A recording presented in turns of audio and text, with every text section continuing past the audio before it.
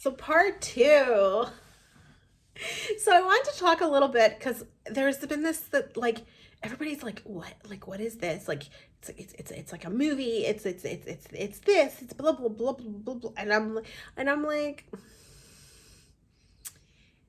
the issue is that we don't know what a concept album, especially a younger generation, because the industry changed. So as I mentioned in the last video, by the time that JLo was recording her first albums and what have you, that she'd really become a cog in the system, right? It was really a working gear in the system, and everybody played a specific part, an important part. That's what made the industry, right? I know people who were sellers and they did a really good job. They made good money. They had nice houses because of that. I missed all that.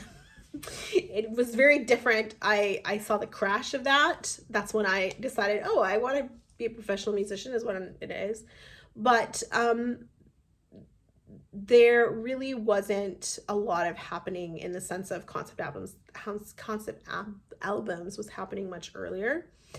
And then as it sort of that machine kind of started wearing out, really, it's like anything. You find a formula, and this happens in other eras, right? You look at sort of the Baroque era, right? Let's go all the way back to the Baroque era.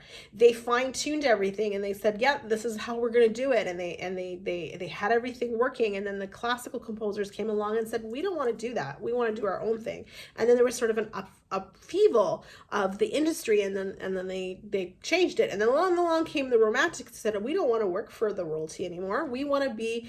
It's about me, the artist, about my agony, about my pain, about my expression, right? So this is a normal thing, right? There's different eras in the industry, and just because it's popular music does not make it any different, right? Because a lot of times people are like, oh, that's just the classical world, that's just the jazz world or whatever. No, this is as a whole, as an industry, we go through cycles, right?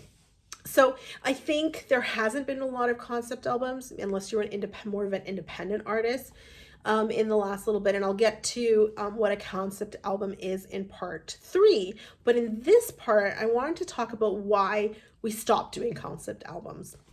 And that is literally that machine wore out.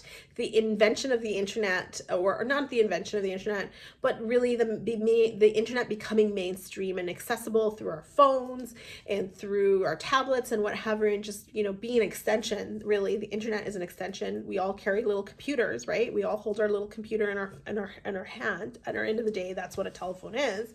It changed the way we consume music. So you don't go out and buy albums and all that. So artists started kind of having to look at how are we going to do this? What are we going to do? How are we going to change this? Because even a regular album really aren't selling, right?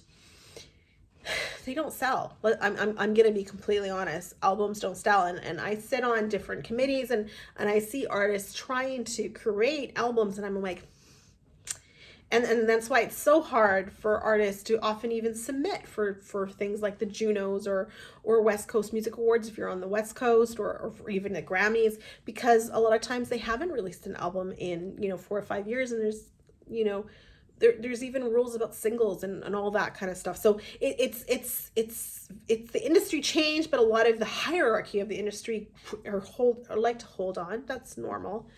The old folks are always going to be like that. Sorry, no offense to any of the old folks. We need you. We appreciate you in so many different ways. And so artists started releasing singles, right? I do that myself, right? I actually am currently releasing a concept album, but I'm releasing each one as a single, not because I specifically want to, but because I'm self-funded, and so I have to budget for everything, and so everything is a slight budget, and so I pay for this, and then I'm able to release this, and then I pay for that, and so on, right? And let's be honest, there isn't a lot of financial return directly correlating to your music, right? Artists are able, if they're savvy, they're able to have good accessory lines or other means of using their music to make money. But the truth is, there isn't a correlation between releasing music and making money. Those two don't exist anymore. We have to find sort of the back end to make money, which many of us do and we're able to do. But some of us Some people can't. So because of that, the industry has moved away from even just regular albums. Concept albums especially are not on the books, right? So you release singles, normally accompanied by a music video, because majority of your plays are going to be through social media, so you need a visual aspect of it. And that's why. And so I'm looking at a lot of the comments on videos, and they're so confused about what Jennifer Lopez is trying to achieve, and they don't understand. And so I think that if you understand that the reason why you don't understand what she's doing is because you don't know the historical and what has actually happened. And we actually saw this, the idea of a singles market in World War II, where there was the jukeboxes, right? And the jukeboxes were often even sent overseas to, I remember reading they even had jukebox in tents for the soldiers, like in more safer areas. So they would have these little records of which were singles, and then of course in all the diners and what have you, and mess halls and USO centers in Canada and US and in Britain, they had the jukeboxes and they played singles. So there was actually a huge single market, and you can see that. Normally they probably did end up releasing an album, but majority of them were often even recorded live on a radio show during that time.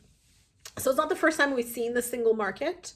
And I don't think it will be the last. I think now that JLo has done this, I think she's going to spark the inspiration. She's definitely inspired me.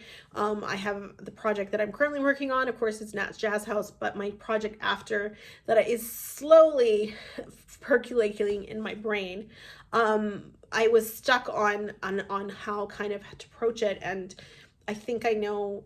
I definitely don't have the budget to do what she did, but must be nice to have $20 million just to invest in your own craft. And I don't think she cares if she makes the money back. She just wanted to make it, and I think that's the other thing that people don't seem to realize. But yeah, so that's I think that's the biggest thing, is to understand that we are currently, I think we're heading out of a singles market, but we definitely because Taylor Swift has announced that she's going to be releasing an album, and of course Beyonce is releasing her country album.